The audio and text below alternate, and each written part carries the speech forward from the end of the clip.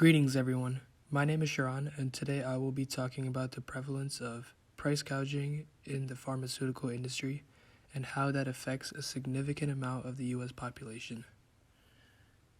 Across the country, millions of Americans have drug and medicinal prescriptions that treat various illnesses and diseases.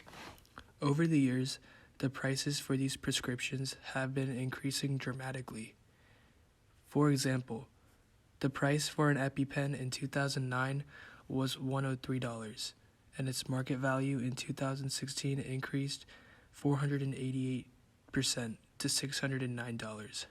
Similarly, in 1996, a vial of insulin was approximately $25. Compare that to the current market value for a vial of insulin, which is sold for $300. Insulin is a vital medication for diabetic patients, and it has to be injected before every meal, meaning that patients go through several packages of insulin in a year, which all ultimately add up. Likewise, an EpiPen is essential for those who suffer from severe asthma and allergy attacks. The price increase of these medications is immoral and unethical, as it is putting several lives on the line for the families that cannot afford paying such prices. While a vial of insulin can force a patient to pay up to $300, it does not cost nearly as much to produce the medication. A study puts the estimated production cost of insulin in the range of $2.28 to $6.16 per vial. Looking past the obvious need to generate profit and revenue, there is still an enormous discrepancy between the production cost and selling price of insulin. Big pharmaceutical companies look to increase profits and minimize operating costs, so price gouging often works in their favor. Insulin is not the only major medication that is subject to such price discrepancies by these companies. Martin Shkreli, the former CEO of Turing Pharmaceuticals, increased the price of Daraprim, a rare combatant for parasitical infections, from $13.5 to $750. Shkreli increased the price of a necessary drug by a factor of 56. Similarly, another pharmaceutical company increased the price of Saramycin, an antibiotic used to treat tuberculosis, from $500 to $10,800. Now that's an increase factor of 22. At this point, I am sure you are all asking, how can they simply increase the price of essential medication that much?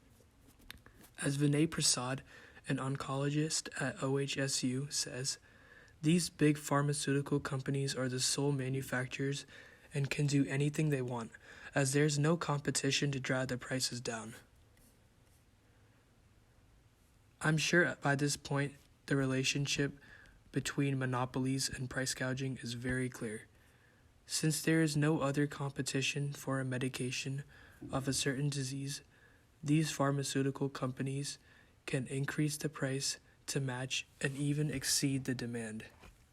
Therefore, there are three plausible options to combat price gouging in this industry: foreign intervention, increasing regulation, and creating awareness. One option is to get the FDA, the Food and Drug Administration, to approve the importing of foreign pharmaceutical medication from trusted sources at a much lower cost. This will effectively bring the competition to the big pharmaceutical companies, and they would be forced to lower the prices to get revenue. Another option is to increase regulation by Congress and persecute such firms that price gouge. This option has seen success in Maryland, where lawmakers were able to pass a law that authorizes the state's attorney general to persecute firms that engage in dramatic price increases for generic drugs. The last option is to create awareness about the price gouging acts of pharmaceutical companies and force Congress to lower the lobbying done by drug companies. However, This option requires a lot of manpower to spread the word on what these companies are doing, which may not be as effective as the other options. To summarize, price gouging has become more prevalent in the pharmaceutical industry in recent years, and a significant number of Americans that rely on drug medications cannot afford these price hikes. We must come together as a society to eliminate this growing threat before it eliminates any more of us. Thank you for your time.